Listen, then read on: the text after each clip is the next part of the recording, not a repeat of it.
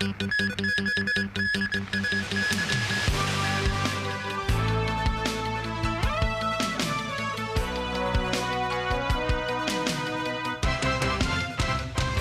and welcome to TVB News. I'm Melissa Hekalea.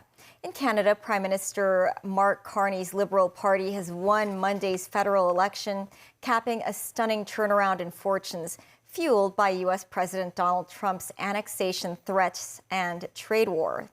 But the party is short of a majority in Parliament. In a victory speech before supporters in Ottawa, Carney stressed the importance of Canadian unity in the face of the threats coming from Washington.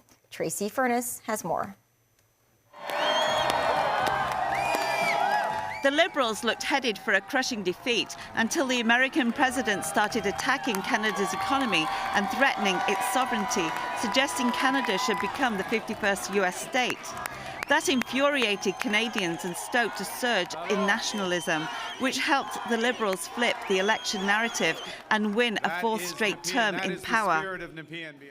President Trump is trying to break us so that America can own us. That will never ever happen.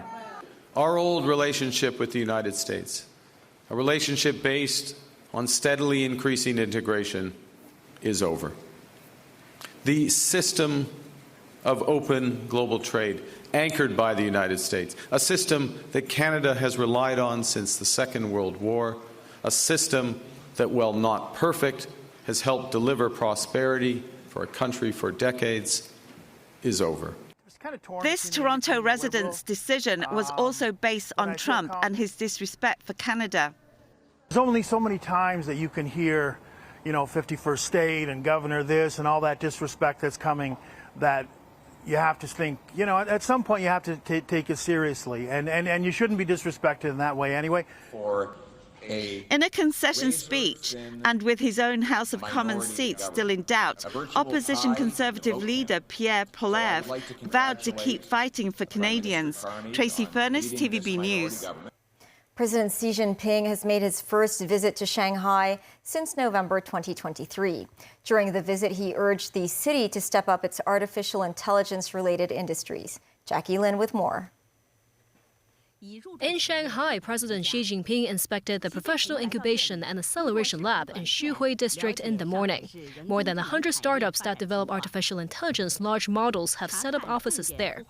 With the exponential development of AI technology, Xi said Shanghai, being China's main international financial hub, should strive to be at the forefront of AI development and governance.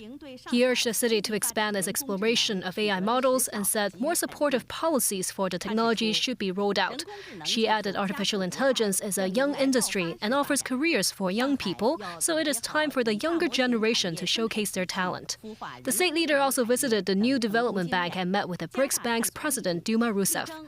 She said China will continue to support the bank's operation and development and share its development experience with other member countries. He also noted the collective rise of the Global South as a pivotal force for safeguarding world peace and promoting common development.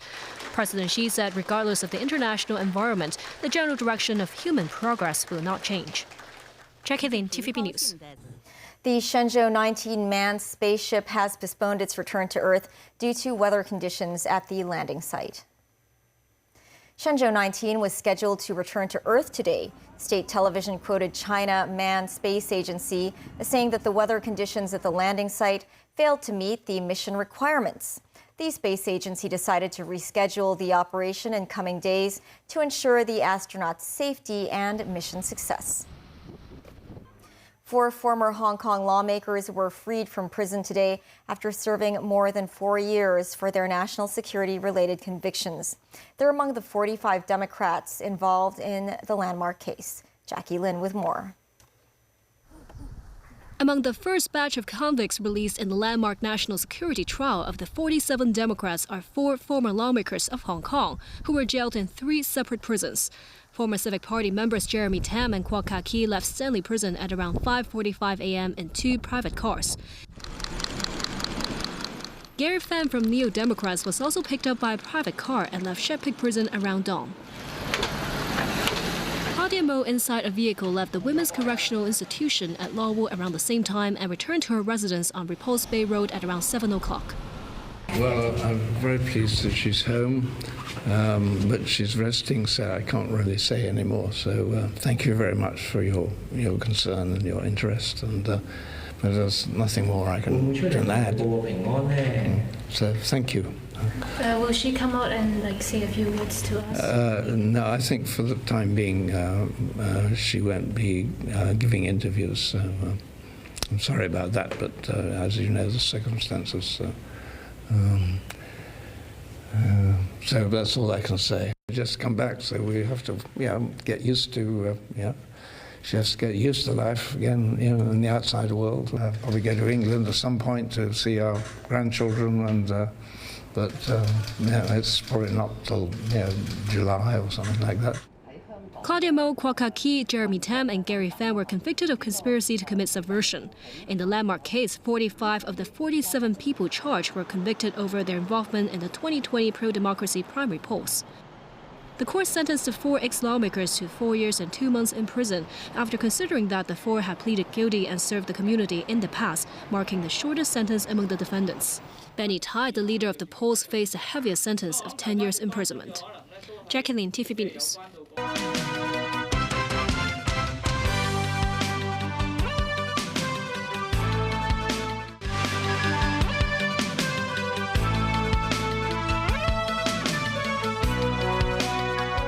Power started returning to parts of the Iberian Peninsula late Monday after a huge outage brought most of Spain and Portugal to a standstill.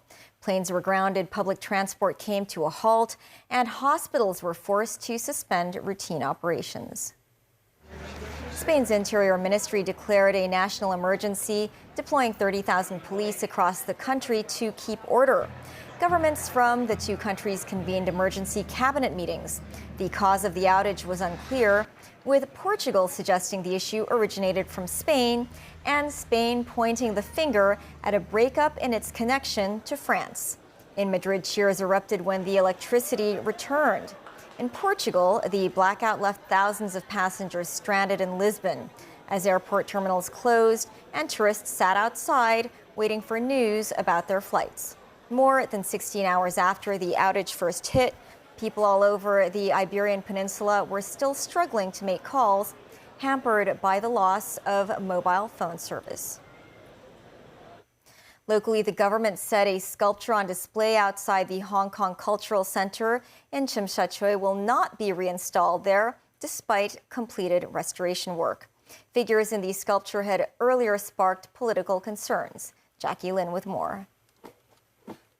The sculpture named Lining Up was created by the late Taiwanese sculptor Zhu Ming, featuring 10 figures forming a queue, including 2 donning yellow raincoats and a woman holding an umbrella of the same color.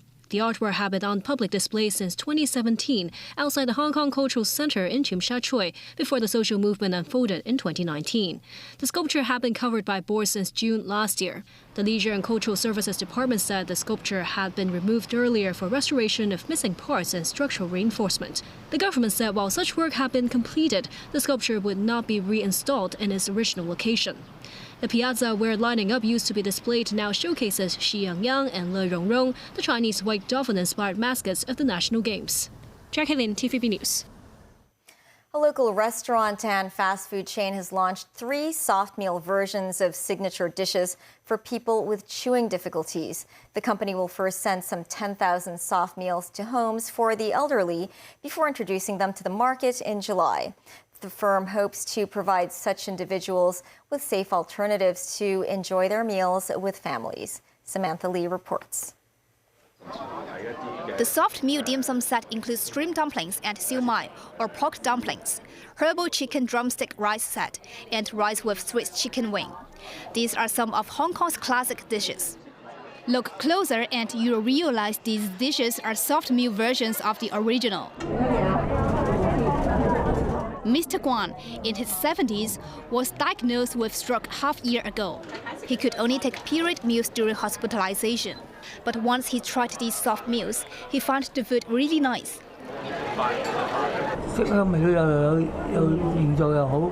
He said the soft meals taste pretty much the same as the original dishes. Kip Siu, chief operating officer of the group, said they took 2 years to invent the soft meals and took reference from some Japanese food producers. To provide dignified dining to people with swallowing difficulties, these soft meals emphasize the importance of maintaining the original shape of the dishes. The food chain will offer nearly 10,000 soft meals to the elderly in care homes.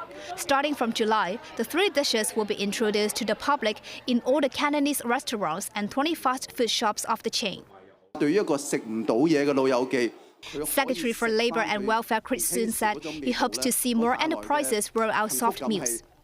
He added soft meals can bring unimaginable happiness to elderly people with chewing difficulties and allow them to sit down to dine with their family. Smiley, TVB News. That's the news. Thanks for watching. Bye for now.